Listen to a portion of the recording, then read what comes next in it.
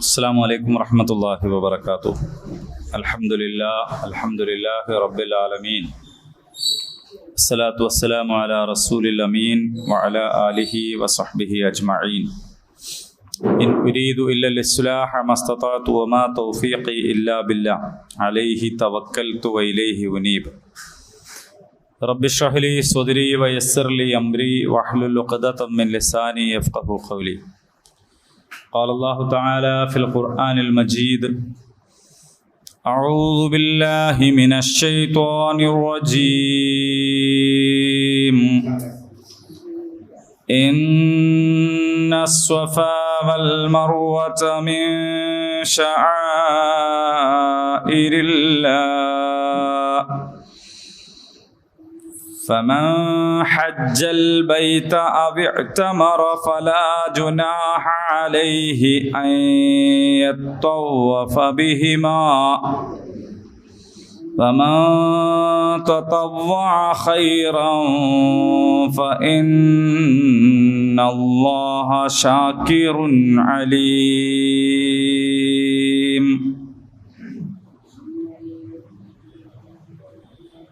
സൂറത്തുൽ ബഖറ 157 വരെ നമ്മൾ പഠിച്ചു കഴിഞ്ഞതാണ്. ഒരുപാട് കാര്യങ്ങളൊക്കെ നമുക്ക് ഇതിനിടയിൽ മനസ്സിലായി എന്നാണ് വിചാരിക്കുന്നത്. ഇൻഷാ അല്ലാഹ് അള്ളാഹു ഉപകാരപ്രദമായ വിജ്ഞാനത്തെ വർദ്ധിപ്പിച്ചു വരുമാറാകട്ടെ. ഇനി വീണ്ടും കഅബയിലേക്ക് തന്നെ തിരിയുകയാണ്. ഖിബല മാറ്റവുമായി ബന്ധപ്പെട്ട് കഅബയെക്കുറിച്ച് കുറേ കാര്യങ്ങളൊക്കെ പറഞ്ഞു കഴിഞ്ഞു. അതിനുശേഷം ആ പറഞ്ഞ മുഴുവൻ കാര്യങ്ങളും കൂടി ഒരൊറ്റ അക്ഷരത്തിൽ ഫ ഉദ്കുറൂനി എന്ന് പറഞ്ഞിടത്ത് ആയതിനാൽ അതുകൊണ്ട് നിങ്ങൾ എന്നെ സ്മരിക്കുക, അദ്കുറുക്കും ഞാൻ നിങ്ങളെയും സ്മരിക്കും, നിങ്ങൾ എന്നോട് നന്ദി കാണിക്കുക, നിങ്ങൾ എന്നോട് നന്ദി കേട് കാണിക്കരുത്, അല്ലേ? അതൊക്കെ പറഞ്ഞു. പിന്നെ ഈ ഖിബല മാറ്റം മൂലമുണ്ടായ അവിടുത്തെ പുതിയ രാഷ്ട്രീയ പശ്ചാത്തലത്തിൽ ഖുറൈശികൾ പടനീക്കം നയിക്കുകയും ബദർ ഉണ്ടാവുകയും ചെയ്ത സാഹചര്യം വിശദീകരിച്ചു. അത്തരമൊരു സന്ദർഭത്തിൽ അല്ലാഹു തആലയോട് നിങ്ങൾ സഹായം തേടണം. എങ്ങനെ? സബർ കൊണ്ടും സ്വലാത്ത് കൊണ്ടും. അവിടെ ക്ഷമ എന്ന് പറഞ്ഞാൽ എന്താണ് എന്ന് നമ്മൾ വിശദീകരിച്ചിട്ടുണ്ടായിരുന്നു. യുദ്ധത്തിന് പോകുമ്പോൾ ക്ഷമ എന്ന് പറഞ്ഞാൽ എന്താണ്? സബർ.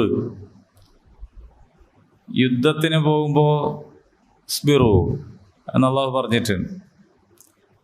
അപ്പോൾ ഒരാൾ വന്ന് വെട്ടി, അബൂ സുഫിയാൻ ഒരു വെട്ട്, അപ്പോൾ ഞാൻ ക്ഷമിച്ചിരിക്കുന്നു. അടുത്ത വെട്ട് അബൂ ജഹൽ, അതും ഞാൻ ക്ഷമിച്ചിരിക്കും. പിന്നെ അതിന് പോണോ? യുദ്ധത്തിന് പോണ ആളുകളോട് അസ്ബിറു വസ്വാബിറു എന്ന് പറഞ്ഞാൽ എന്താണ്? നമ്മൾ മലയാളത്തിൽ മനസ്സിലാക്കുന്ന ക്ഷമയല്ല. പിന്നെന്താണ്? നേരിൻ്റെ മാർഗത്തിൽ അടിയുറച്ച് നിലകൊള്ളുക.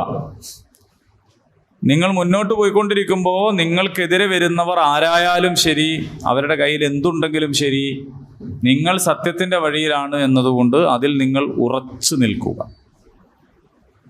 സബറുള്ളവർക്കേ ഖുർആൻ പഠിക്കാൻ പറ്റുള്ളൂ. സബറുള്ളവർക്കേ ക്ലാസ്സിൽ വരാൻ പറ്റുള്ളൂ. ഒരു ക്ലാസ്സിലായിരിക്കും വരാം, അല്ലേ? രണ്ടാമത്തെ ക്ലാസ്സിലും വേണമെങ്കിൽ വരാം. നിരന്തരമായിട്ട് വരണമെങ്കിൽ ലേശം സബർ വേണ്ടി വരും. കാരണം ഒരു 100,000 പ്രശ്നങ്ങൾ നമ്മളെ മുന്നിൽ വരും. അതുവരെ ഇല്ലാത്ത പ്രശ്നം അന്നേരം വരും. അപ്പം അത് ഒക്കെ തരണം ചെയ്ത് മുന്നോട്ട് പോകണം. അപ്പം ഗെയിം കളിക്കുന്ന ആൾക്കാർ, മൊബൈലൊക്കെ ഗെയിം ഉണ്ടാവൂലേ പല ജാതി. പണ്ടത്തെ നമ്മളെ നോക്കിയ മൊബൈലിലാകെ ഒരു പന്ത് മുണുങ്ങുന്ന പാമ്പിൻ്റെ ഗെയിമുകൾ. അങ്ങനെയല്ല, ഇപ്പോൾ കുട്ടികളുടെ കയ്യിൽ പല ജാതി ഗെയിമും. അപ്പം അതെല്ലാം എന്താ സംഭവം എന്ന് വെച്ചാൽ, അതിങ്ങനെ മുന്നോട്ട് പോകുമ്പോൾ ഒരു പ്രതിസന്ധി വന്നുപെടും. ആ പ്രതിസന്ധി കണ്ട് തിരിഞ്ഞു പോകണം, ഗെയിമിൽ ജയിക്കൂല.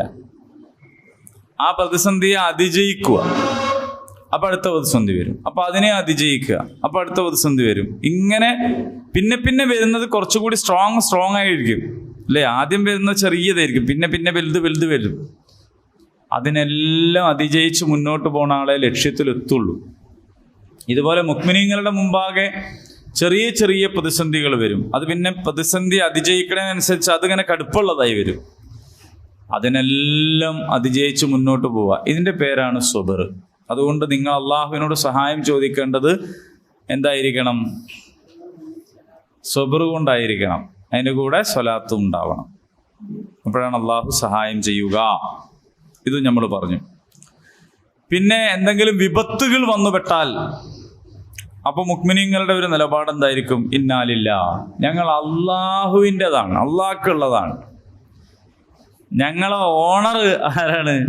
അള്ളയാണ്. നമ്മളെ ജീവിതവും മരണമൊക്കെ അള്ളാഹ്ക്കാണ്. അത് നമ്മുടെ ഉറച്ച നിലപാടാണ്. ഉലൈക അലൈഹിം സ്വലവാത്തും മിർ റബ്ബിഹിം വറഹ്മ വഉലൈക ഹുമുൽ മുഹ്തദൂൻ. അങ്ങനെയുള്ള ആൾക്കാർക്ക് അവരുടെ നാഥനിൽ നിന്നുള്ള അതിരറ്റ അനുഗ്രഹങ്ങളുണ്ട്, കാരുണ്യമുണ്ട്. അവർ തന്നെയാണ് നേർവഴി പ്രാപിച്ചവർ.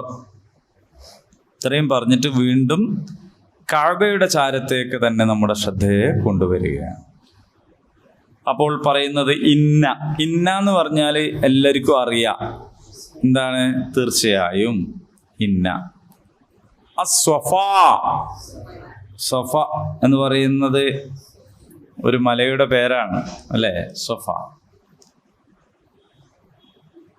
വ എന്ന് പറയുന്നത് ആൻഡ് എന്ന അർത്ഥത്തിലാണ്. അത്ഫിന്റെ വാവാണ്. അൽ മർവ എന്ന് പറയുന്നത് വേറൊരു മലയുടെ പേരാണ്. അപ്പൊ ഇന്ന സ്വഫാ വൽ മർവത, സ്വഫയും മർവയും, തീർച്ചയായും സ്വഫയും മർവയും. മിൻ എന്ന് പറഞ്ഞാൽ ഇൽ നിന്ന്, മിൻ എന്ന് പറഞ്ഞാൽ ഇൽ നിന്ന്. ശആഇർ, ചിഹ്നങ്ങൾ.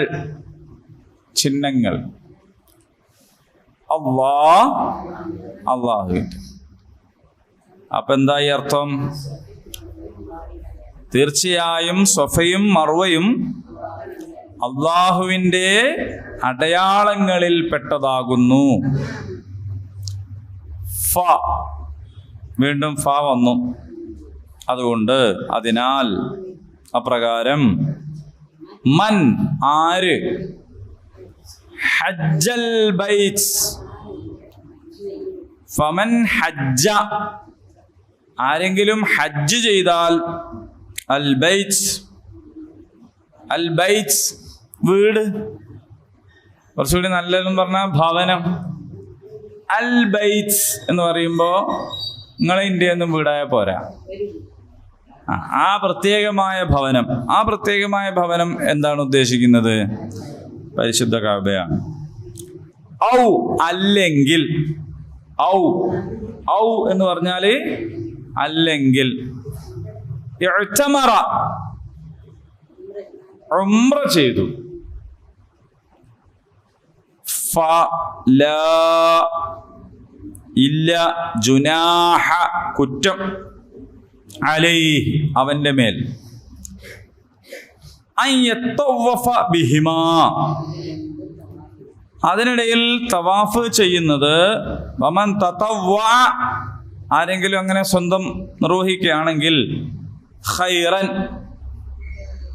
നന്മ, ഫഇന്നല്ലാഹ തീർച്ചയായും അല്ലാഹു ഷാക്കിറുൻ അലീം. ഷാക്കിർ എന്ന് പറഞ്ഞാൽ നന്ദിയുള്ളവൻ, അലീം സർവജ്ഞൻ. പക്ഷെ അള്ളാഹുവിനെ സംബന്ധിച്ച് പറയുമ്പോൾ ഷാക്കിർ എന്ന് പറയുന്നതിന് അർത്ഥം മാറും.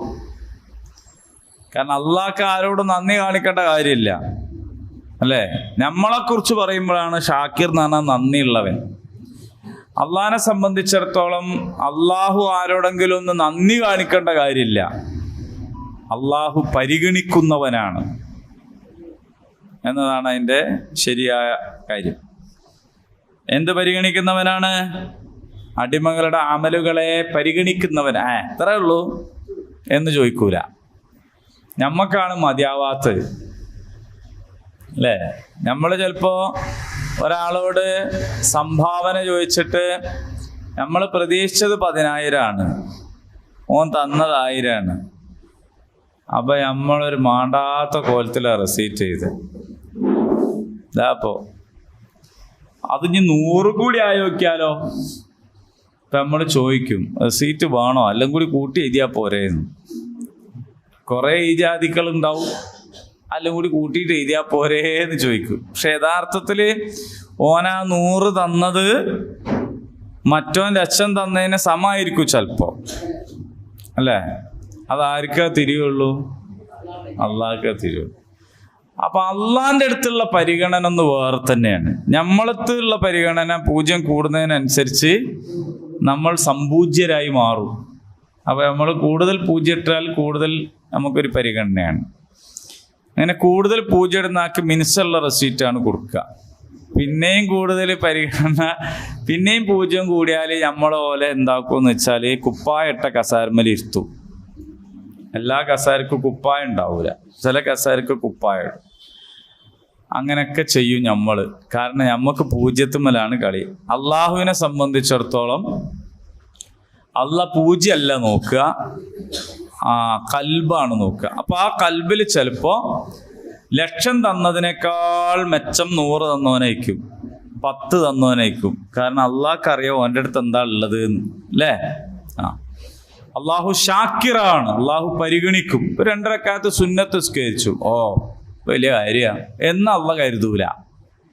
2 റക്അത്ത് നിസ്കരിച്ചു, അതാണ് അള്ളാഹു. നമ്മളൊരു സുന്നത്ത് നോമ്പ് എടുത്തു, എത്ര ആൾ എത്ര നോമ്പ് വെക്കണ്, ഇപ്പോൾ ഓനൊരു സുന്നത്ത് നോമ്പ് വെച്ചിട്ടാ, ഇങ്ങനെ അള്ളാഹ് കരുതൂല. അള്ളാഹ് ഷാക്കിറാണ് എന്ന് പറഞ്ഞാൽ അതിൻ്റെ അർത്ഥം അള്ളാഹ് അത് പരിഗണിക്കും. നമ്മളൊരാളോട് പുഞ്ചിരിച്ചു, അതിനിപ്പോൾ എന്താ ആയിരിക്കാൻ കഴിയാത്തത് എന്ന് വിചാരിക്കൂല. അതിന് അള്ളാഹ് ഒരു സ്വതക്ക രേഖപ്പെടുത്തും. അതാണ് അള്ളാഹ്. അല്ലാഹു തആല നമ്മൾ ചെയ്യുന്ന ഏത് അമലുകളെയും പരിഗണിക്കും. അത് വലിയ ഒരു സംഗതിയാണ്. യഥാർത്ഥത്തിൽ ഇതിൻ്റെ തന്നെ വേറെ ഒരു ഭാഗമാണ് നന്ദി എന്ന് പറയുന്നത്. ആ പരിഗണനയുടെ തന്നെ വേറൊരു സംഗതിയാണത്. നമുക്കൊരാൾ ഒന്ന് നീങ്ങിത്തന്നു, ഒന്ന് ഇരിക്കാനേ, നമുക്ക് മുടക്കൊന്നുമില്ല, ഓള് പോരൊന്നും കൊണ്ടുവന്ന ബെഞ്ചൊന്നല്ല, ഇവിടെയുള്ള ബെഞ്ച് തന്നെയാണ്. അപ്പം നീങ്ങിത്തന്ന നമുക്ക് നഷ്ടമൊന്നുമില്ല, സ്ഥലമുണ്ട്. പക്ഷെ എന്നാലും ആ നീങ്ങി തന്നല്ലോ, അതൊരു പരിഗണനയാണ്. അപ്പം അത് പരിഗണിക്കണമെങ്കിൽ എന്ത് ചെയ്യണം? താങ്ക്സ് അല്ല താങ്ക് യു. പക്ഷെ നമ്മളെ ചുണ്ടുമ്പോൾ അങ്ങോട്ട് വീണ് കിട്ടൂല. അപ്പോൾ അത് നന്ദി എന്ന് പറയുന്നത് വലിയൊരു ഗുണമാണ്. നമ്മൾ വണ്ടി നിർത്തിയിട്ട് ഒരാളോട് ചോദിക്കും, നീ ചോയ് ബസാറിലേക്ക് കയ്യിലാ പോവാന്ന്. അപ്പോൾ എന്ന് മെനക്കെട്ട് പറഞ്ഞുതരും, ചോയ് ബസാറിലേക്ക് പോകണം, ഇങ്ങോട്ട് പോകണം, കൊടുത്തുമ്പോയിൽ എത്തും, അവിടുന്ന് ഇങ്ങോട്ട് തിരിയണം. അപ്പോൾ ഓൻ ചിലപ്പോൾ പീടികയിൽ നിന്ന് ഇറങ്ങി വന്നിട്ടോ അല്ലെ വണ്ടിയിൽ നിന്ന് ഇറങ്ങി വന്നിട്ടോ ഒക്കെ നമുക്ക് പറഞ്ഞുതരും. ഒക്കെ പറഞ്ഞു കഴിഞ്ഞാൽ നമ്മൾ എന്ത് ചെയ്യും? വണ്ടി എടുത്ത് ഒറ്റ പോക്കാണ്. അല്ലാണ്ട് നമ്മൾ എന്ത് ചെയ്യൂല, ഒരു താങ്ക് യു, നന്ദി, അല്ലെങ്കിൽ വലിയ ഉപകാരം കേട്ടോ നിങ്ങൾ ചെയ്തത് എന്ന് പറഞ്ഞു കിട്ടൂല നമ്മളടുത്തൊന്നും. നമുക്ക് ശീലമില്ലാത്തതുകൊണ്ടാണ്. അപ്പോൾ അത് ശീലം ഉണ്ടാക്കണം. അപ്പോൾ എല്ലാവരും നന്ദി പറയണം. അതൊരു പരിഗണനയാണ്, അല്ലേ? നന്ദി ആഗ്രഹിക്കാൻ പാടില്ല പടപ്പുകൾ. അതേ സമയത്ത് നന്ദി പറയണം.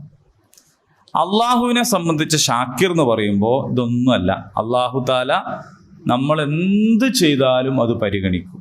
വലുത് ചെയ്താൽ വലുതായിട്ട് പരിഗണിക്കും, ചെറുത് ചെയ്താലും വലുതായിട്ട് പരിഗണിക്കും. അതുകൊണ്ടാണ് ഇരട്ടി ഇരട്ടി തരും എന്നൊക്കെ പറഞ്ഞത്. എങ്ങനെ? തെറ്റ് പരമാവധി അള്ളാഹ് പൊറുക്കുക ചെയ്യാം. എന്തെങ്കിലും ഒരു വക ഉണ്ടോ നോക്കും പൊറുക്കാൻ. അള്ളാഹു താല നമ്മളൊരു തെറ്റ് ചെയ്താൽ എങ്ങനെ ഉണ്ട് അത് പുറത്തു തരാൻ എന്നാണ് നോക്കുക. അപ്പോൾ ഒരു ജുമാ സ്കരിച്ചാൽ കുറേ പാപം പുറത്തു വരും, മനസ്സിലായില്ലേ? നോമ്പ് പറ്റാൽ ഒരുപാട് പുറത്തു വരും. അജ്ജിനാവിനെ പറയാൻ വേണ്ട, കണ്ടമാനം പുറത്തു വരും. സദക്ക ചെയ്താൽ പുറത്തു വരും. എങ്ങനെയുണ്ട് ഒരു മനുഷ്യന് കുറ്റങ്ങൾ പുറത്തു കൊടുക്കാൻ എന്നതാണ് പരിഗണിക്കുക. അങ്ങനെ പൊറുക്കാത്ത ചില കുറ്റങ്ങളുണ്ട്. ബോധപൂർവം അള്ളാഹിനോട് പശ്ചാത്തപിച്ച് തന്നെ ശിർക്ക് പോലെയുള്ളത് അങ്ങനെ ബോധപൂർവം തന്നെ പശ്ചാത്തപിച്ചിട്ട് തൗബ ചെയ്ത് എങ്കിലേ പുറത്തു വരുള്ളൂ. അല്ലാത്തതൊക്കെ നമ്മൾ ചെയ്യുന്ന സൽക്കർമ്മത്തിനനുസരിച്ചിട്ട് നമ്മളെ കുറ്റങ്ങൾ അല്ലാഹു പുറത്തു വന്നുകൊണ്ടേയിരിക്കും. ഒരാളൊരു കുറ്റം ചെയ്യാൻ വിചാരിച്ച് ചെയ്തില്ല, ഓൻ അല്ലാഹു ശിക്ഷിക്കൂല. ചെയ്യാൻ കയ്യായിട്ട് CCTV ഉണ്ടായതുകൊണ്ട് തിരിച്ചു പോകുന്നതിനെ പറ്റിയല്ല പറയണത്.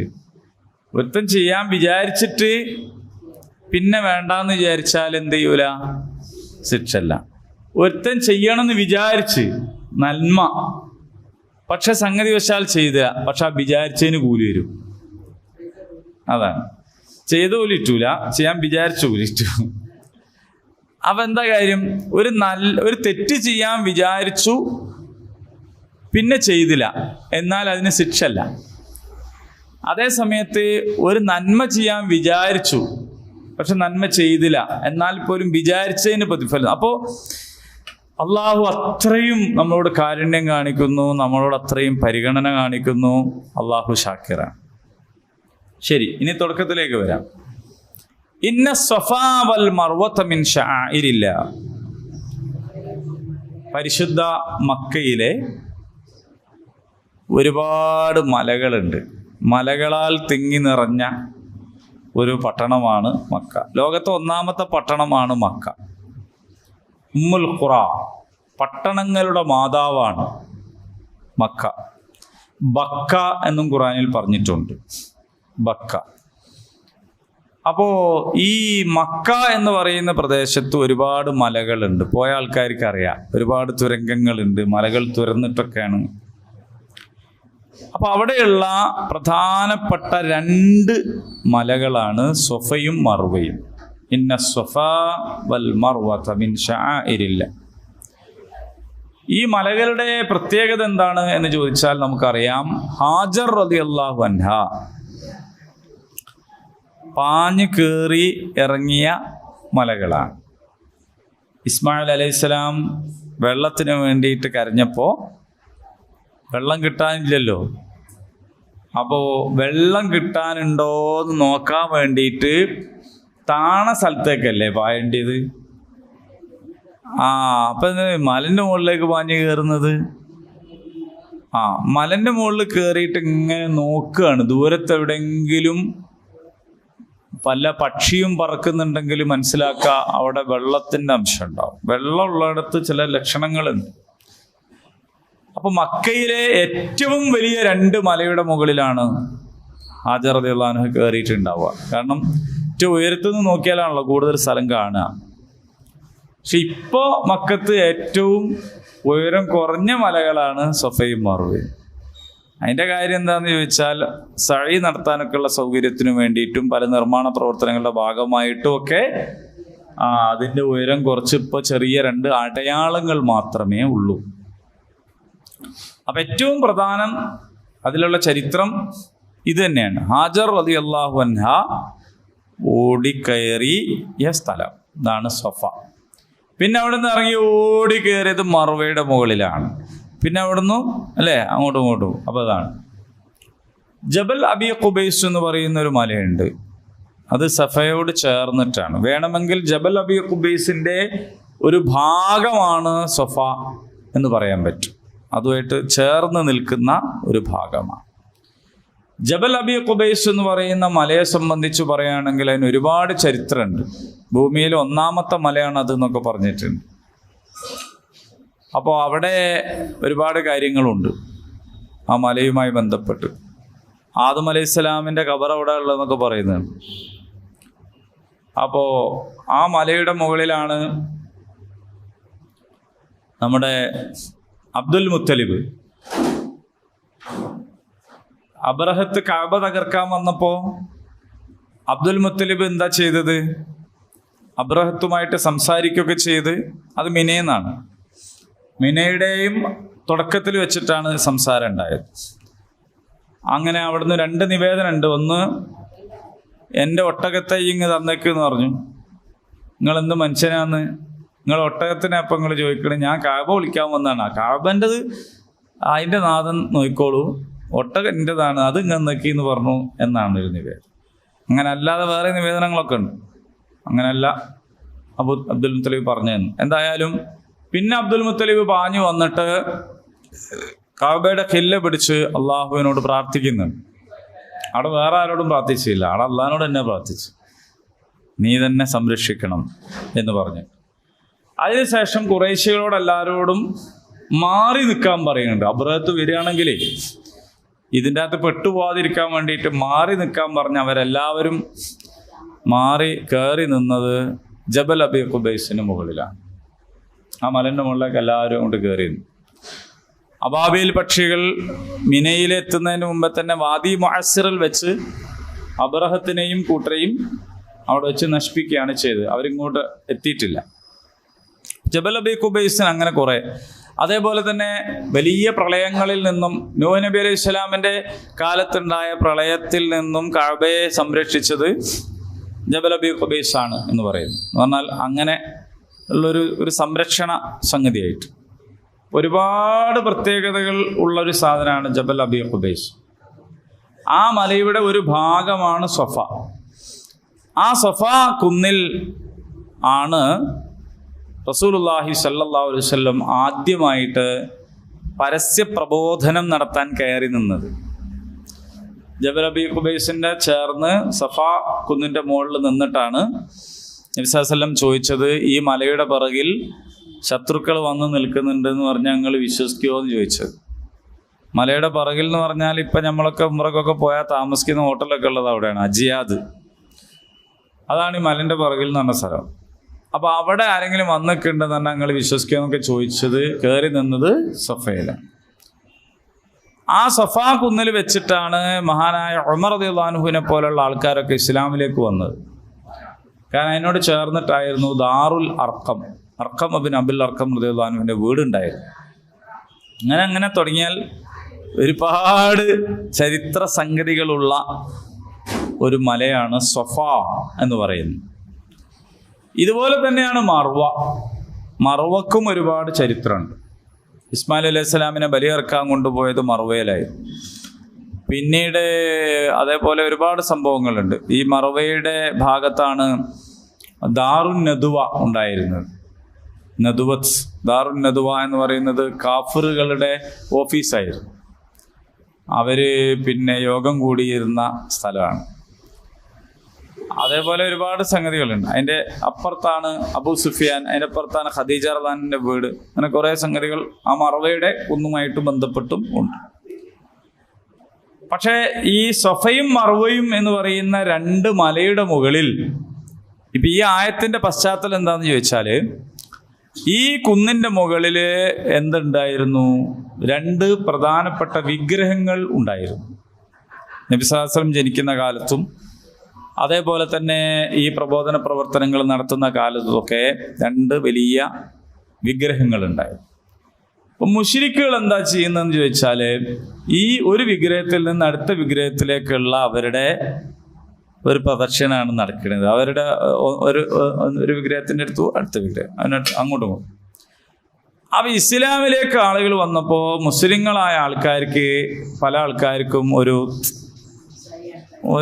ഇടങ്ങേറ്. കാരണം എന്താ പറഞ്ഞാൽ, ഇത് അവർ ചെയ്തുകൊണ്ടിരുന്നൊരു പണിയല്ലേ, രണ്ട് വിഗ്രഹങ്ങൾക്കിടയിലുള്ള ഓട്ടം. അത് നമ്മളിപ്പോൾ എന്തിനാണ് അതിൽ എന്നുള്ള മുശ്രിക്കുകൾക്കും തോന്നി, ഇത് നമ്മളെ പരിപാടിയില്ല, ഇത് നിങ്ങളും ചെയ്യാണോ എന്നുള്ളൊരു തോന്നൽ.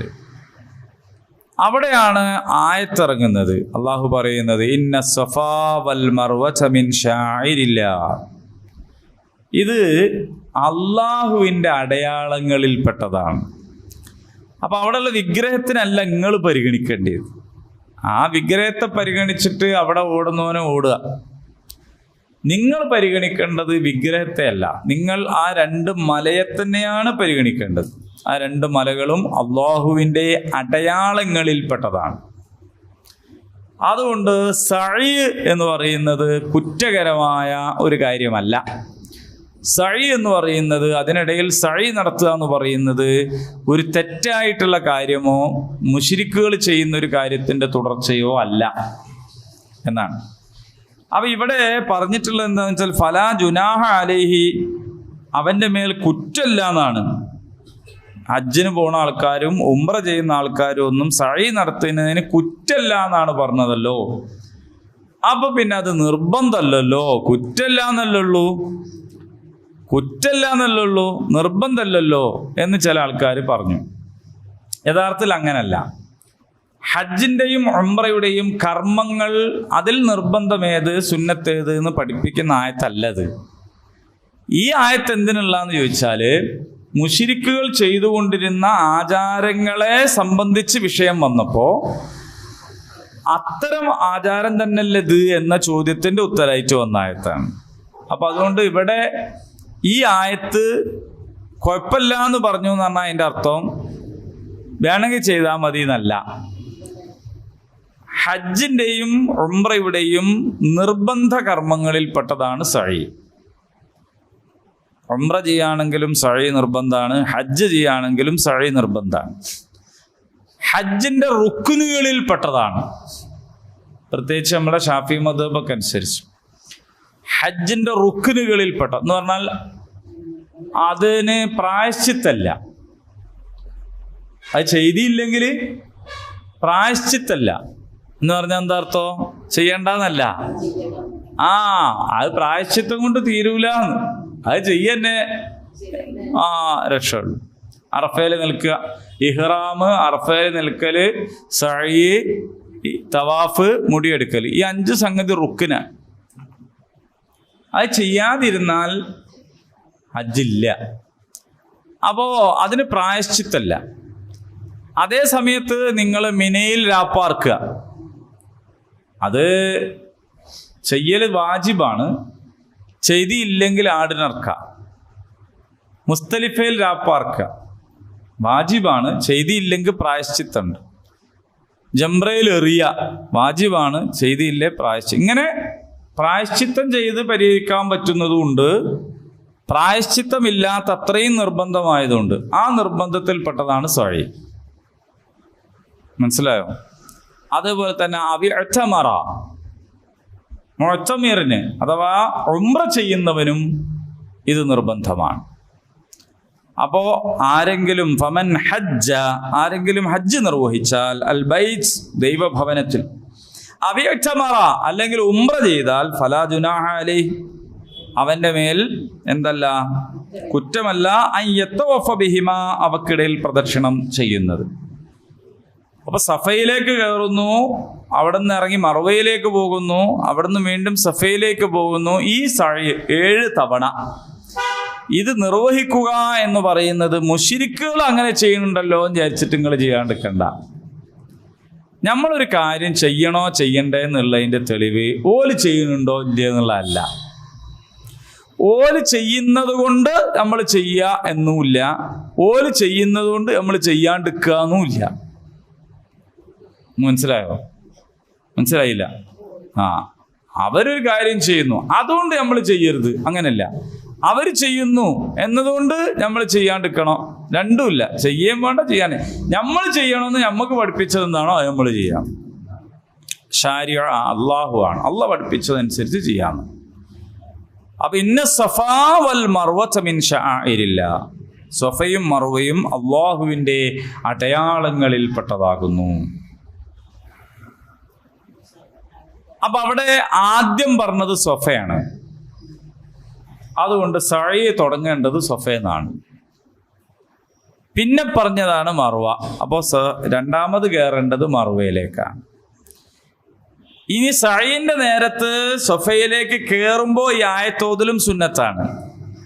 ഇന്ന സഫാ വൽ മർവത മിൻ ശആഇരില്ലാഹ് ഫമൻ ഹജ്ജൽ ബൈത അവ ഇഅ്തമറ ഫലാ ജുനാഹ അലൈഹി അൻ യതവഫ ബിഹിമാ വമൻ തതവ്വഅ ഖൈറൻ ഫഇന്നല്ലാഹ ശാക്കിറുൻ അലീം.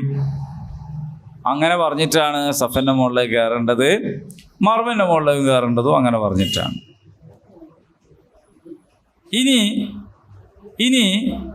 ഈ സഈ നടത്തുന്നതിനെ കുറിച്ചാണ് ഇപ്പൊ പറഞ്ഞത്. ശആഇർ എന്ന് പറയുന്നതിനെ കുറിച്ചാണ് ഇനി പറയാൻ പോകുന്നത്. ശിആർ, അള്ളാഹുവിന്റെ അടയാളം. അള്ളാഹു തആല നിശ്ചയിച്ചതിനെ കുറിച്ച് അങ്ങനെ പറയാൻ പാടുള്ളൂ. നമ്മൾ എന്തെങ്കിലും ഒരു സാധനം എടുത്തുകൊണ്ടോന്നിട്ട് ഇത് അള്ളാഹിന്റെ ഷിയാറാണെന്ന് പറയാൻ പാടില്ല. ഇപ്പൊ നിങ്ങൾ നോക്കൂ, ജബലുൻ നൂർ, അതിനെക്കുറിച്ചിട്ട് അള്ളാന്റെ അടയാളം എന്ന് പറഞ്ഞില്ല. സംഗതി ഹിറാ ഗുഹയുള്ളത് അവിടെയാണ്. നമ്മളവിടെ പോയി നിന്നാൽ നമുക്കൊരു ആവേശമൊക്കെ കിട്ടും. നബി സല്ലല്ലാഹു അലൈഹി വസല്ലം ആദ്യമായിട്ട് വഹി ഇറങ്ങിയ സ്ഥലമാണല്ലോ എന്നുള്ള നിലക്ക് നമുക്ക് അതിലൊരു ചരിത്ര പ്രാധാന്യമൊക്കെ ഉണ്ട്. പക്ഷെ അവിടെ പോവുക, കാണുക, കയറുക അതൊന്നും സുന്നത്തല്ല. അത് അള്ളാഹുവിൻ്റെ അടയാളമല്ല, ഷിആറിൽ പെട്ടതല്ല. അള്ളാഹു നിശ്ചയിച്ചത് മാത്രമേ അങ്ങനെ ആവുള്ളൂ.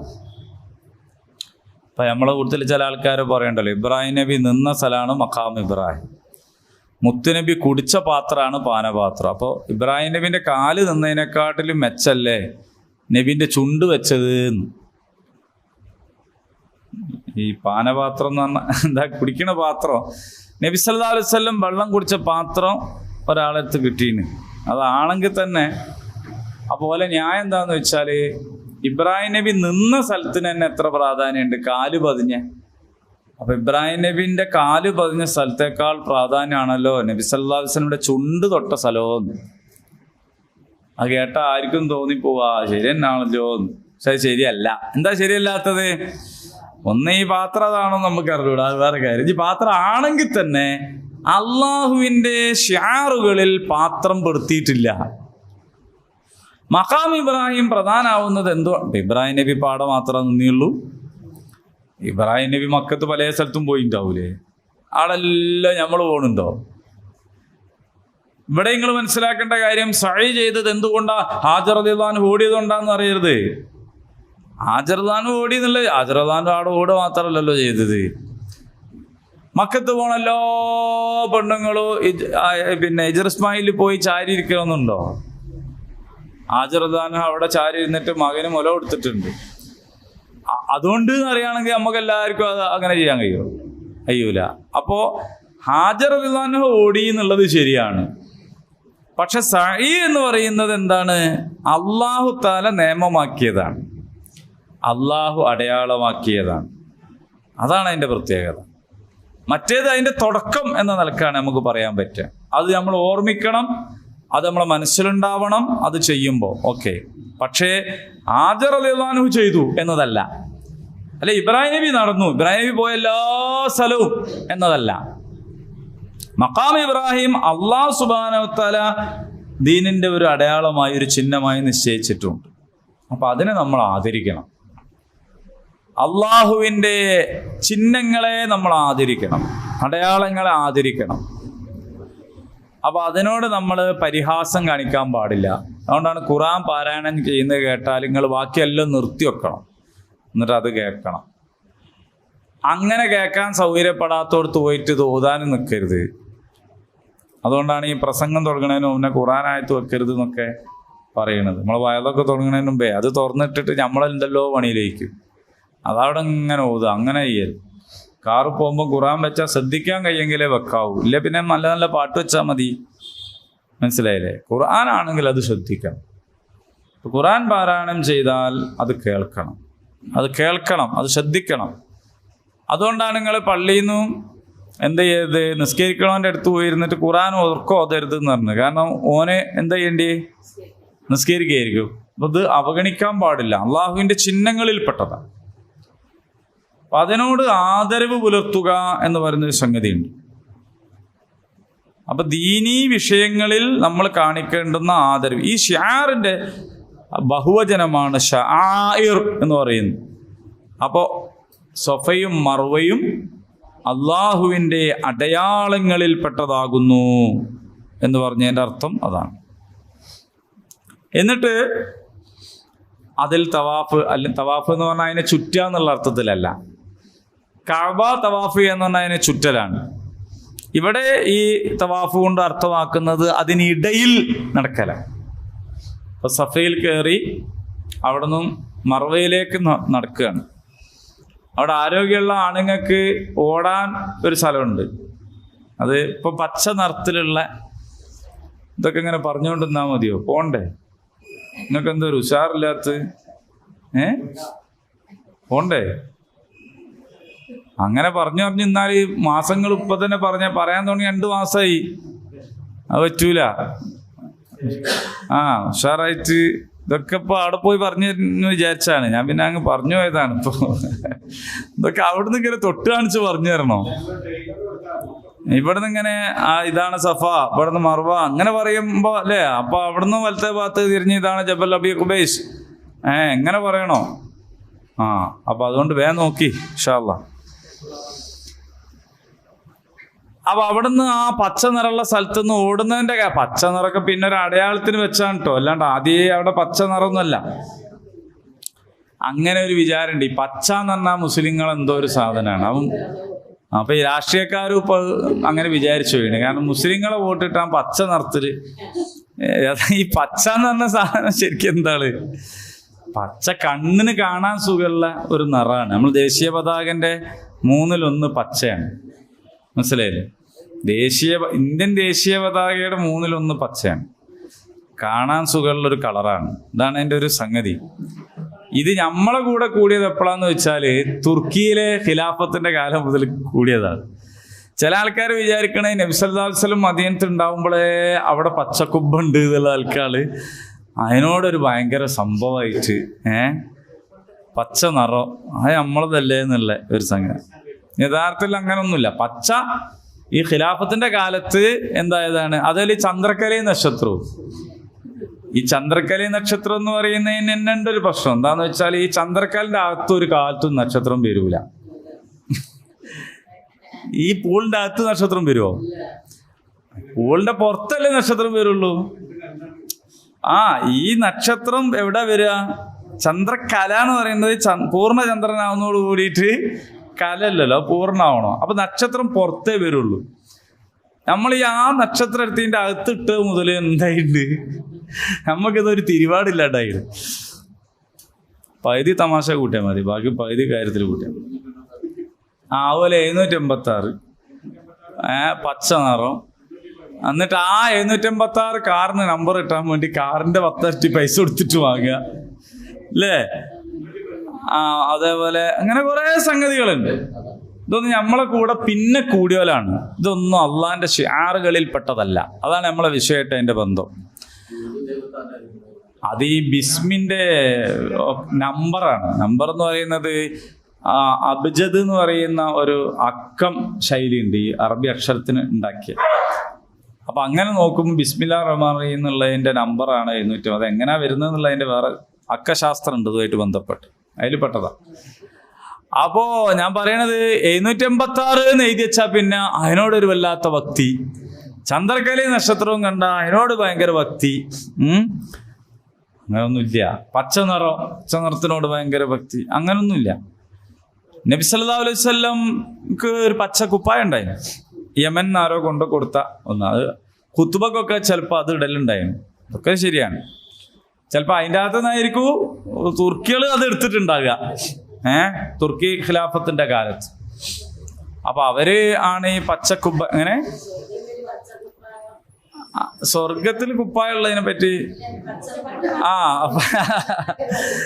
പച്ച പരവതാനി അല്ലേ? അങ്ങനെയൊക്കെ ഉണ്ട്. അപ്പൊ അതാണ്, അല്ലാണ്ട് അത് അതിനൊരു ചിഹ്നമായിട്ട് ഒന്നും പറഞ്ഞിട്ടില്ല കേട്ടോ. പർദ്ദന്റെ നിറമൊക്കെ പച്ചയാക്കണം അല്ലേ? അപ്പൊ എന്തായാലും ഞാൻ പറഞ്ഞത് അടയാളങ്ങളിൽ അത് പെട്ടിട്ടില്ല എന്ന് നമ്മൾ മനസ്സിലാക്കുക. അപ്പൊ അതിനോട് നമുക്കൊരു പ്രത്യേക സംഗതിയൊന്നും ഇല്ല. നമുക്കെല്ലാ നിറവും നമ്മളെ നിറം തന്നെയാണ്. അള്ളാഹുവിന്റെ നിറം എല്ലാം ആണ്. അള്ളാഹിന്റെ നിറമാണ് ശരിക്കും നമ്മളോട് സ്വീകരിക്കാൻ പറഞ്ഞത്. സിബ്ഗത്തുല്ലാഹ് ഫമൻ അഹ്സനു മിനല്ലാഹി സിബ്ഗ നമ്മൾ പഠിച്ചായത്തല്ലേ? അവിടെ അത്രേ ഉള്ളൂ. അപ്പൊ അള്ളാഹു നിർണയിച്ച് തന്നതാണ് ഷിആർ. അപ്പൊ മഖാം ഇബ്രാഹിം എന്ന് പറയുന്നത് ഷിആറാണ്. CM മഖാം ഷിആറല്ല.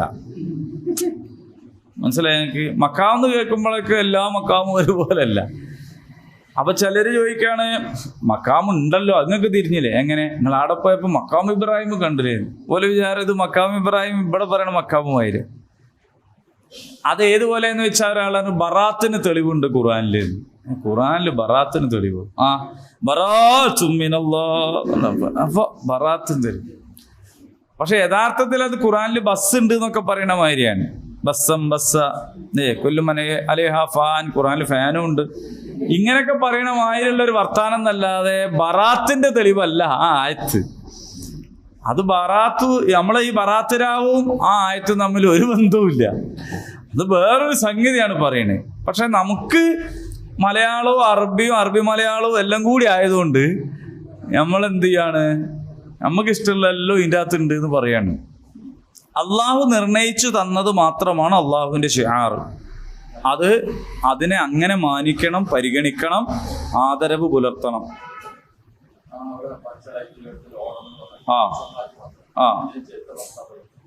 അതായത് അതിനെക്കുറിച്ച് പറയുന്നത് പെണ്ണുങ്ങൾക്കെല്ലാം ഹാജർ റളിയല്ലാഹു അൻഹ ഓടിയെന്നാണ്. ഹാജർ റളിയല്ലാഹു അൻഹയുടെ ഓട്ടം തന്നെ മതി ലോകത്തുള്ള എല്ലാ പെണ്ണുങ്ങൾക്കും. അപ്പൊ പെണ്ണുങ്ങൾ ഓടണ്ടേയില്ല, ആണുങ്ങള് ആണ് ഓടേണ്ടത്. യഥാർത്ഥത്തിൽ എന്താന്ന് വെച്ചാല് സഫയുടെയും മർവയുടെയും ഇടയിൽ ഹാജർ റളിയല്ലാഹു അൻഹ ഓടിയതാണല്ലോ. അപ്പൊ സഫ മുതൽ മർവ വരെ ഓടുന്നതിന് പകരം അതിൻ്റെ ഒരു പ്രതീകമായിട്ട് അല്പഭാഗം ഓടുക എന്നതാണ്. അപ്പൊ അതിനു വേണ്ടിയിട്ട് വെച്ചതാണ് ഇസ്ലാം. ഹാജർ റളിയല്ലാഹു അൻഹ ഓടിയത് കൊണ്ട് എല്ലാവർക്കും ആയി എന്നൊക്കെ പറയുന്നത് എന്തോ ഒരു ഭയങ്കര സംഭവം എന്നല്ലേ. അതൊക്കെ അതിൻ്റെ ആത്മീയമായ സംഗതികൾ പറയുമ്പോൾ പറയുന്നു. വനിതകൾക്ക് ഒരുപാട് കാര്യങ്ങളിൽ എന്തുണ്ട്, ഇളവുണ്ടല്ലോ. അന്നലക്കാണ് അതൊരുപാട് സംഗതിയിൽ ഇളവുണ്ടല്ലോ. ആ ഇളവിൽ പെട്ടതാണ്. അല്ലാഹു തആലക്ക് പെണ്ണുങ്ങളോടൊരു പ്രത്യേക ഇഷ്ടമാണ്. ഒരുപാട് സംഗതികൾ. അതെന്തുകൊണ്ടാന്ന് വെച്ചാല് അത് അങ്ങനെ ആവാതിക്കാൻ വേണ്ടി പറഞ്ഞതാണ്. അതായത് ചിലത് ഇറ്റിങ്ങളോട് അങ്ങനെ പറഞ്ഞാലേ തിരിയുള്ളൂ. അപ്പൊ എന്താന്ന് വെച്ചാൽ അങ്ങനെ പറഞ്ഞതാണ്. അങ്ങനെ പറഞ്ഞുകൊണ്ട് ഇപ്പൊ എന്തായെന്ന് വെച്ചാൽ ഖുർആൻ ക്ലാസ്സിന് എപ്പോഴും ഓല തോന വരിക, വയലിന് എപ്പോഴും ഓല തോന വരിക, ഓല കയറ്റാത്ത പള്ളിയും കൂടി ഉണ്ടാക്കാൻ പൈസ ഓല കൊടുക്കുക, ഇങ്ങനെ ഉണ്ടല്ലോ. അപ്പോൾ ഇന്നലെ ഞാൻ അത്തോളിയിൽ ഹജ്ജ് യാത്രയപ്പോത്തിന് പോയി നോക്കുമ്പം കുറഞ്ഞ ആണുങ്ങളേ ഉള്ളൂ, ആള് മൊത്തം പെണ്ണുങ്ങളാണ്. അതിൽ തന്നെ കുറെ ആൾക്കാർ പോണവരാണ്. അപ്പൊ എന്താന്ന് വെച്ചാൽ അതൊക്കെ കൂടി കണ്ടിട്ടാണ് മുൻകൂട്ടി ഇത് പറഞ്ഞത് എന്നാണ് അതിനെക്കുറിച്ച് പറയുന്നത്. അപ്പൊ അതുകൊണ്ട് അത് കൂടുതൽ ജാഗ്രത പാലിക്കാനും ഒക്കെ ഉള്ള ഒരു സംഗതി.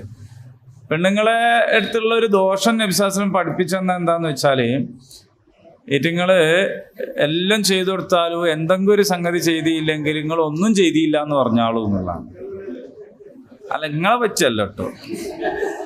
അങ്ങനെ ഒരു സംഗതി ചില ആൾക്കാർ ചിരിക്കുന്ന ഓളങ്ങനെ തന്നെ, അങ്ങനെ വിചാരിക്കണ്ട.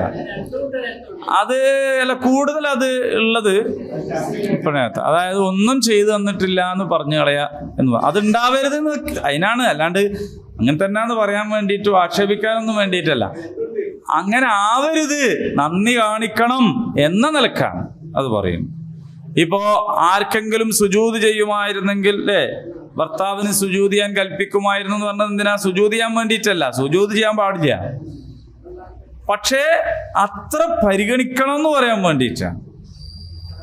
അതാണ് ഭർത്താവ് ഉദ്യോഗസ്ഥൻ ആയി പോകരുത് എന്ന നിലക്കാണ്. ഒരു പ്രായം ഇങ്ങോട്ട് കഴിഞ്ഞാൽ പിന്നെ അതുവരെ ഈ പെണ്ണുങ്ങൾ എന്ത് ചെയ്യുമെന്ന് വെച്ചാൽ മക്കളൊക്കെ ആണ് വരെ ഇങ്ങനെ നിലനിൽക്കണം. പിന്നെ മക്കളെ മെല്ലെ സ്വന്തം സൈഡിലാക്കും. ആദ്യം മക്കളെ പറഞ്ഞ് പേടിപ്പിക്കുക. എന്താ പേടിപ്പിക്കുക? വാപ്പ വന്നാ പറഞ്ഞോട് കേട്ടോ, വാപ്പനും കൂടി ശരിയായിട്ടോ. ആ സാധു രാത്രി പാതിരിക്ക വരിക. അപ്പൊ ആദ്യം തന്നെ ഓനെ പേടിപ്പിച്ചേക്കും, വാപ്പാനെ ഉണ്ട് എന്നുള്ളതാണ്. എന്നിട്ട് വാപ്പനോട് ഇപ്പുറത്ത് പോയിട്ട് പറഞ്ഞെടുക്കും, നിങ്ങൾ ഇങ്ങനെ പറ്റില്ല, ഓനെ ഒന്ന് നന്നായിട്ട് കണ്ണുവെച്ചണോ, പേടിപ്പിക്കണോ, അല്ലെങ്കിൽ ശരിയാവില്ല അറിയോ. അപ്പൊ എന്നാ ശരിയാവില്ലേക്കും വിചാരിച്ചിട്ട് വാപ്പ ഓനെ കണ്ണുവെച്ചു. അപ്പൊ ഈ മോനെന്ത് മനസ്സിലായി? രാവിലെ ഉമ്മ പറഞ്ഞ തന്നെ കാര്യം, വാപ്പാണെന്ത് ഭയങ്കര സ്ട്രോങ് എന്ന്. അപ്പൊ മോനെ പറഞ്ഞ് പേടിപ്പിച്ചതും ഓള് തന്നെയാണ്, വാപ്പാനെ പറഞ്ഞ് ഒരിടത്ത് പറഞ്ഞേൽപ്പിച്ചതും ഓള് തന്നെയാണ്. അങ്ങനെ വാപ്പയായിട്ട് മക്കളൊരു ഡിസ്റ്റൻസിലായിട്ട് ഇങ്ങനെ വരും. അപ്പൊ ഓനെന്താ പറയാനുണ്ടെങ്കിൽ ഉമ്മ വയ്യ പറയുകയൊക്കെ ചെയ്യാം. അങ്ങനെ പിന്നെ അതിൻ്റെ ഒരു ഘട്ടം കണ്ട് കഴിഞ്ഞാൽ പിന്നെ ഈ ഇമ്മയും മോനും കൂടി ഒരു ഭാഗത്ത് നിന്നിട്ട് വാപ്പനോട് എന്ത് പറയും, അങ്ങളും ഉണ്ടാക്കി അപ്പൊ നടക്കൂല, അത് ശരിയാവില്ല എന്ന് പറഞ്ഞിട്ട് വാപ്പനെ സൈഡാക്കും. പിന്നെ അവസാനം പിന്നെ ഉമ്മയും മോനും ഒന്നായി ചെയ്ത് ഈ മോനെ സകല തല്ല് കൊള്ളിച്ച് ഉമ്മയും മോനും ഒന്നായി. തച്ച വാപ്പ വേറായി. നിങ്ങളെ പറ്റല്ല, ഞാൻ പറയാം അങ്ങനെയൊക്കെ നാട്ടിൽ നടക്കുന്നുണ്ട് എന്ന് പറഞ്ഞത്. എന്നിട്ട് പല സംഗതികൾ അതൊക്കെ ശ്രദ്ധിക്കാനാണ് ആദ്യം തന്നെ പറഞ്ഞത്. ആർക്കെങ്കിലും സുജൂദ് ചെയ്യാൻ കൽപ്പിക്കുമായിരുന്നെങ്കിൽ ഭർത്താവിനാണ്. അപ്പൊ നിങ്ങളൊന്ന് കരുതണം എന്നുള്ളവർക്ക് പറഞ്ഞതാണ്. അതുകൊണ്ട് അത് നിങ്ങളെ പറ്റില്ല. അപ്പൊ അതെന്താ വെച്ചാല് നമ്മൾ സൂക്ഷിക്കാനും ജാഗ്രത പാലിക്കാനും വേണ്ടി പറഞ്ഞു എന്ന് മാത്രമേ ഉള്ളൂ കേട്ടോ. അപ്പൊ വനിതകൾക്ക് അള്ളാഹു താല ഒരുപാട് ഇളവ് തന്നിട്ടുണ്ട്. പള്ളിയിൽ പോണോ വേണ്ടേ നിങ്ങൾക്ക് തീരുമാനിക്കാം. ആണുങ്ങൾക്ക് അങ്ങനെ തീരുമാനിക്കാൻ പറ്റൂല. ഒരു പോവ് തന്നെ ചെയ്യാൻ പറ്റുള്ളൂ. പോണോ വേണ്ട. ഇപ്പൊ തെരഞ്ഞെടുപ്പ് വെള്ളിയാഴ്ചയൊക്കെ വന്ന് പെണ്ണുങ്ങൾക്ക് ഒരു പ്രശ്നവുമില്ല. കാരണം ജുമന്റെ നേരം മാറ്റണ്ട, ഒന്നും മാറ്റണ്ട, അസറിന്റെ ഇടയിൽ എപ്പോഴും പോയി ദൂരസ്കരിച്ചാൽ മതി. അതേ സമയത്ത് ആണുങ്ങൾക്ക് അങ്ങനെയല്ല. അപ്പൊ പെണ്ണുങ്ങൾക്ക് അങ്ങനെ കുറേ സംഗതികൾ. പിന്നെ ഇപ്പോൾ ഉംറന്റെ സമയത്തൊക്കെ ഹജ്ജിന്റെ സമയത്തൊക്കെ നിങ്ങൾ ആലോചിച്ച് നോക്ക്. ആണുങ്ങളെ ഇഹ്റാം ചെയ്തിട്ട് പോണ ഒരു രംഗം ആലോചിച്ച് നോക്ക്. നമ്മൾ പുരേന്ന് കക്കോടി ബസാറിലേക്ക് അണ്ടർവെയർ കൊടുക്കാണ്ട് വരുമോ? പുരേന്ന് ഇറങ്ങാനില്ല. പുരേന്ന് ഇറങ്ങാൻ കഴിയും നമുക്ക്. മുറ്റത്തേക്ക് ഇറങ്ങാൻ കഴിയില്ല. കുപ്പായ ഇടാണ്ട് ഇറങ്ങാൻ കഴിയില്ല നമുക്ക്, അല്ലേ? പക്ഷെ കാലിക്കറ്റ് ഇന്റർനാഷണൽ എയർപോർട്ടിൽ മനുഷ്യരിങ്ങനെ നടന്നു വേണം അടി കൊടുക്കാണ്ട് നടന്നു പോകണം. രംഗം ആലോചിച്ച് നോക്ക്. ആണുങ്ങൾ അങ്ങനെ പോണെന്ന് വെച്ച്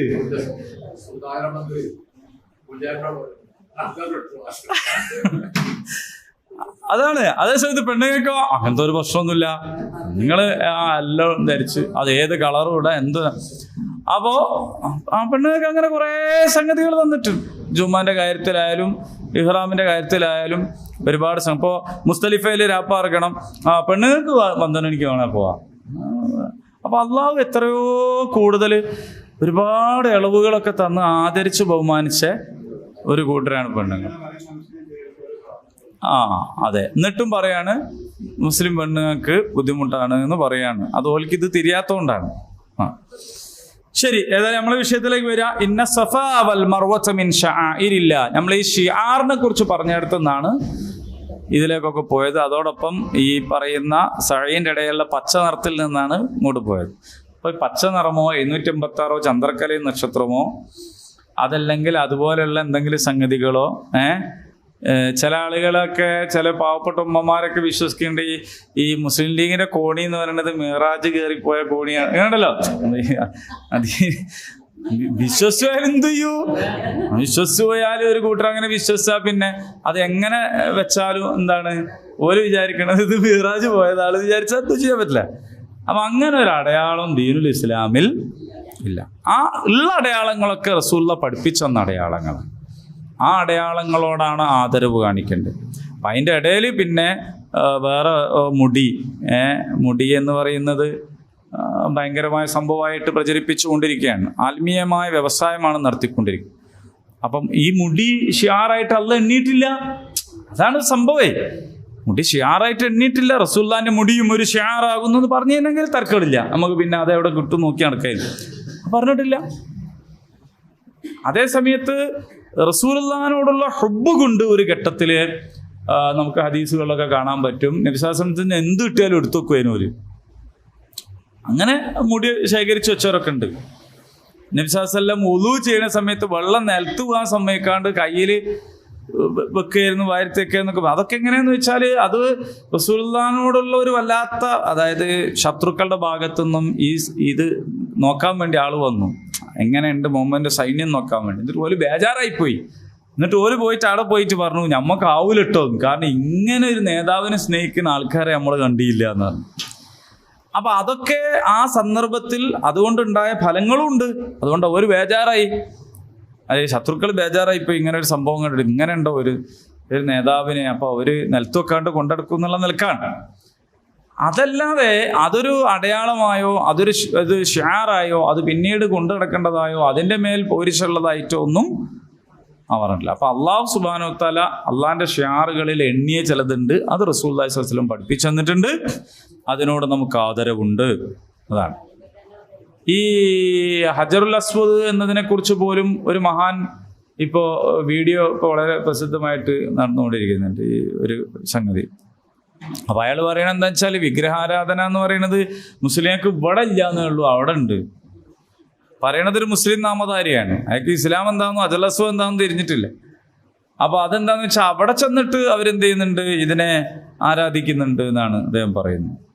യഥാർത്ഥത്തിൽ നമ്മൾ ആരാധിക്കുന്നില്ല എന്നുള്ളതിന്റെ ഏറ്റവും വലിയ തെളിവ് എന്താന്ന് വെച്ചാൽ അതിന്റെ പേര് തന്നെ ഹജറുൽ അസ്വദ് എന്നാണ്, കറുത്ത കല്ല് എന്നാണ്. വെങ്കലം കൊണ്ടോ സ്വർണം കൊണ്ടോ ഒരു വിഗ്രഹം ഉണ്ടാക്കിയാൽ പിന്നെ അതിനെ വെങ്കലം എന്നും സ്വർണം എന്നും വിളിക്കോ? ഗുരുവായൂരപ്പൻ്റെ ഒരു കല്ലുകൊണ്ട് കൊത്തി ഉണ്ടാക്കിയാൽ പിന്നെ കല്ലേന്ന് വിളിക്കുമോ? ഗുരുവായൂരപ്പനല്ലേ വിളിക്കുള്ളൂ. അതേസമയത്ത് അജറുൽ വിളിക്കണ തന്നെ അജറുൽ കറുത്ത കല്ലേന്നാ വിളിക്കണ തന്നെ. അപ്പൊ എന്ന് പറഞ്ഞാൽ അതൊരു വിഗ്രഹമല്ല, അതിനാരും പൂജിക്കുന്നുമില്ല, ആരാധിക്കുന്നുമില്ല. ചിലർ പറയുന്നത് കഅബയാണ് ഇവരുടെ വിഗ്രഹം.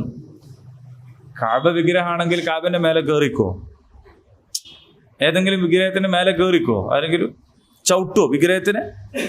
ഇത് കഅബന്റെ മേലെ കയറിയിട്ടാണ് ബിലാൽ റളിയല്ലാഹു അൻഹു കൊടുത്തത്. ഇപ്പോഴും അത് കഴുകാനും വൃത്തിയാക്കാനും ഒക്കെ അതിന്റെ മുകളിൽ ഏണി വെച്ച് കയറിയിട്ട് അതിന്റെ മുകളിൽ നിന്നിട്ടാണ്. ഇത് വിഗ്രഹമല്ല, ഇത് പ്രതിഷ്ഠയല്ല. അതൊക്കെ അല്ലാഹു തആല ചിഹ്നങ്ങളായിട്ട് അതിൻ്റെതായ സംഗതിക്ക് വേണ്ടിയിട്ടാണ് രേഖപ്പെടുത്തിയത്. മുസ്ലിങ്ങളുടെ ഏകതയ്ക്ക് വേണ്ടിയും ഐക്യത്തിന് വേണ്ടിയുമാണ് യഥാർത്ഥത്തിൽ ഖിബ്ല നിശ്ചയിച്ചിട്ടുള്ളത്. ലോകത്തിന്റെ ഏത് ഭാഗത്തു നിന്നും മുസ്ലിങ്ങൾ നിസ്കരിക്കുന്ന ഭാഗത്തേക്ക് അങ്ങോട്ട് നടന്നാൽ എല്ലാവരും ഒരു സ്ഥലത്തെത്തും. അതാണ് ഖിബ്ല. അപ്പൊ നമ്മുടെ ഖിബ്ലയെ ഖിബ്ലയാക്കുന്നവർ എന്ന് പറഞ്ഞല്ലോ റസൂലുള്ളാഹി സ്വല്ലല്ലാഹു അലൈഹി വസല്ലം. അത് ഒരു ഉമ്മത്താണ് എന്നതിന് വേണ്ടിയിട്ടാണ് ആ ഒരു സംരംഭം ഉണ്ടാക്കിയിട്ടുള്ളത്. അള്ളാഹു നിശ്ചയിച്ചു തന്നതാണ് അള്ളാഹുവിൻ്റെ അടയാളങ്ങൾ. അല്ലാത്തത് നമുക്ക് കെട്ടിയുണ്ടാക്കാൻ പാടില്ല. അള്ളാഹുവിൻ്റെ ചിഹ്നങ്ങളുടെ കൂട്ടത്തിൽ ഇതുകൂടി എന്ന് പറഞ്ഞിട്ട് നമുക്ക് വെക്കാൻ പാടില്ല എന്നർത്ഥം. ഫമൻ ഹജ്ജൽ ബൈത അവ ഇതമറ ഫലാ ജുനാഹ അലൈഹി അൻ യതവഫ ബിഹിമാ. ഇങ്ങനെ ഹജ്ജും ഉംറയും ചെയ്യുന്ന ആൾക്കാർക്ക് ഇത് തവാഫ് അല്ലെങ്കിൽ ഇതിൽ സഅയ് നടത്തുന്നതിൽ കുറ്റമില്ല എന്ന് പറഞ്ഞാൽ അതിൽ നിന്ന് അതൊരു ജായിസായ കാര്യമാണ് എന്ന് മാത്രം മനസ്സിലാക്കിയാൽ പോരാ. ഇത് ഈ വിഗ്രഹം വെച്ചതുമായി ബന്ധപ്പെട്ട് ഇതിൻ്റെ ആയത്തിൻ്റെ പശ്ചാത്തലം അതാണ്. അതുകൊണ്ട് നിങ്ങൾ അതിൽ ബേജാറാകേണ്ടിയില്ല. വിഗ്രഹം അകത്തുണ്ടായിക്കൊണ്ട് തന്നെയാണ് നബിയും സഹാബത്തും തവാഫ് ചെയ്തത്. ഇതിനകത്ത് വിഗ്രഹം ഉണ്ടായിരുന്നു ആദ്യം. അപ്പം മുശ്രിക്കുകൾ വിഗ്രഹത്തിനാണ് തവാഫ് ചെയ്യുക. നമ്മൾ തവാഫ് ചെയ്യുന്നത് വിഗ്രഹത്തിനല്ല. കണ്ടാൽ പുറത്തുനിന്ന് നോക്കുമ്പോൾ രണ്ടേ ഒരേപോലെ ഉണ്ട്. ഒരേപോലെയുള്ള പല കർമ്മങ്ങളും ഉദ്ദേശം വേറെ ആയിരുന്നെങ്കിൽ അതിൻ്റെ കർമ്മവും മാറും എന്നതാണ്. അപ്പം അതുകൊണ്ട് അവർ രണ്ട് വിഗ്രഹത്തിനിടയിലാണ് ഓടുന്നത്. ഓടിക്കോട്ടെ, അതുപോലെ വഴികേട് ഓൽക്ക് അറിഞ്ഞുകൂടാത്തതുകൊണ്ടാണ്. ഓല് തിരുത്തിക്കോളൂ. ഇപ്പം വിഗ്രഹമൊന്നുമില്ലല്ലോ, ഇപ്പം തിരുത്തിയല്ലോ. അതേ സമയത്ത് നിങ്ങൾ അള്ളാഹുവിൻ്റെ ചിഹ്നങ്ങൾക്കിടയിൽ സഅയ് നടത്തുക. അത് ഹജ്ജിൻ്റെയും ഉംറയുടെയും ഒഴിവാക്കാൻ പറ്റാത്ത ഭാഗമാണ് എന്നാണ്. അതുകൊണ്ട് ആരെങ്കിലും അത് സ്വമേധയാ നിർവഹിക്കുന്നുവെങ്കിൽ എന്ന് പറയുന്നതിൻ്റെ അർത്ഥം എന്താണെന്ന് ചോദിച്ചാൽ സുന്നത്തായ ഉംറയെക്കുറിച്ചും സുന്നത്തായ ഹജ്ജിനെ കുറിച്ചുമാണ് എന്നൊരഭിപ്രായമുണ്ട്. അഥവാ സ്വമേധയാ നിർവഹിക്കുക എന്ന് പറഞ്ഞാൽ ഒരിക്കൽ ഹജ്ജ് നിർബന്ധമാണ്, അല്ലേ? ഹജ്ജ് നിർബന്ധമാണ്. അത് നമ്മളെ ഇഷ്ടത്തിന് തന്നെ ചെയ്യല്ല, അള്ളാഹ് നിർബന്ധാക്കിയതുകൊണ്ട് ചെയ്യാൻ. അതേ സമയത്ത് ആരെങ്കിലും സ്വമേധയാ എനിക്ക് നിർബന്ധമൊന്നുമല്ല, പക്ഷെ എന്നാലും ഞാനൊരു ഉംറ ചെയ്യും, ഞാനൊരു ഹജ്ജ് ചെയ്യും എന്നാരെങ്കിലും വെക്കുകയാണെങ്കിൽ തീർച്ചയായിട്ടും അള്ളാഹു എന്ത് ചെയ്യും? അത് അംഗീകരിക്കുകയും അതിന് പ്രതിഫലം നൽകുകയും ചെയ്യും. അള്ളാഹു കാര്യങ്ങൾ പരിഗണിക്കുന്നവനാണ്. അള്ളാഹു സുബ്ഹാനഹു തആല നന്ദിയുള്ളവനാണ്, ഷാക്കിറാണ് എന്ന് പറയുന്നതിൻ്റെ അർത്ഥം അതാണ്. ഇൻഷാ അല്ലാഹ് ഖുർആൻ ആയത്തൊക്കെ ഓതി നോക്കണം. അള്ളാഹു തആല അനുഗ്രഹിക്കുമാറാകട്ടെ.